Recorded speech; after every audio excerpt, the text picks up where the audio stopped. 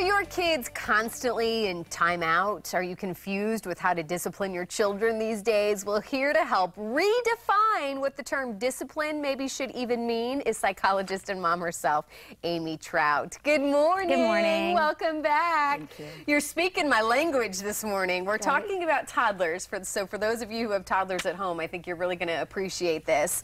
And this is so interesting to me. My son right now calls timeout mime out. Aww. He knows very well what it is. But I try to do some of these things that we're going to talk about this morning. I getcha.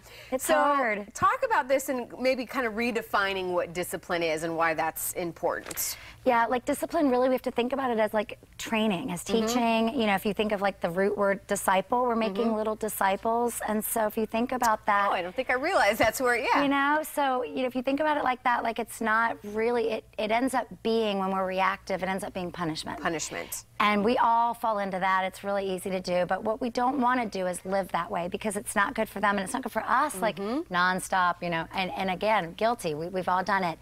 But what we want to try to do is be a little more in control and a little more like one step ahead. Yes.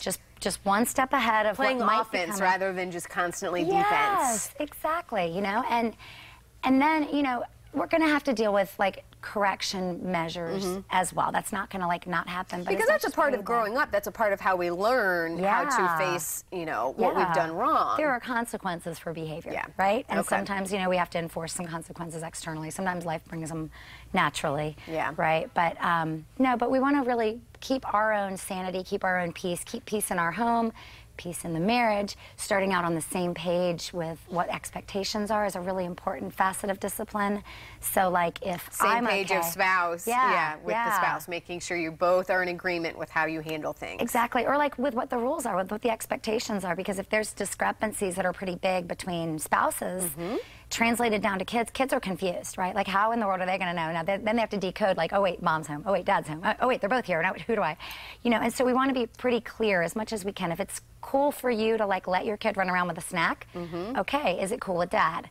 Is it a rule that we need to make like, okay, we eat only at the table, you know, to keep the peace and to help the kids understand? Or is it a rule we just say, okay, snacks are fine, running around? That's really just a personal issue. Okay. Little one, but good you know, example. I like it.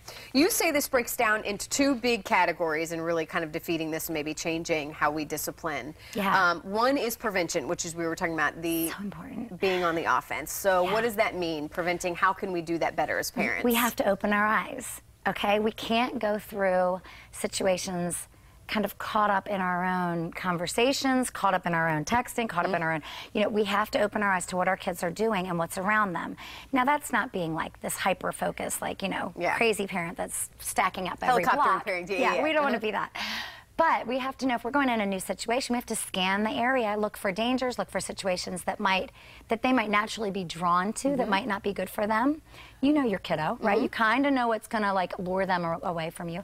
And so if you know it's there, taking steps then to correct it ahead of time before they even notice something is a lot easier and a lot better for them and better for you, more peaceful than and correcting. Something else that I've learned from you, making sure that they're not hungry or making sure you have alternatives to, you know, if something goes awry, that you have solutions. Food is an important We have one. about a minute left. Distraction. Distraction. Food can be used in distractions. That's a really good tool. You know, as much as possible with little kids, kids that are, you know, under school age, distraction, I mean, even older kids, shoot, I use it with my teens sometimes. Distraction is like a magic bullet. Like, really, if you can get a kid to just shift gears. My two 2-year-olds that were playing out front this morning were fighting over an acorn. Millions of toys everywhere. They wanted the acorn, right? And so I said, oh, wait, let me show you something. This is right before I came here. The sitter has something really yummy for you on the table. Come see what it is. I don't even know. And I snatched the acorn up, stuck it up on the shelf, and escorted them both in the house, off the porch. The acorn wasn't even the issue. I didn't say who had it first, what are we going to do about the acorn. The acorn didn't matter anymore. We thankfully, it worked. We changed gears. We just changed gears. They were like, oh, there's food on the table? What'd she make? No, I really knew what she made, but they didn't know I knew. And so then it became kind of a game of who could get to the table and get in their seats quicker to get their food. So everything's a game in life. It's all a game, and we have to keep it fun. We have to keep the peace, because our marriages deserve peace. Yes. Our kiddos deserve peace, and if we don't have peaceful parenting, it's going to trickle upward to the marriage. Well, and I was just going to ask as we close here, what's the take home? What's the thing to remind parents? You know, maybe some parents are watching this morning at their wits' end. Yeah, you know, it's just not worth it. Like living in anger and in frustration, it's not worth it for you. It's not worth it for your marriage. It's not worth it for your kiddos.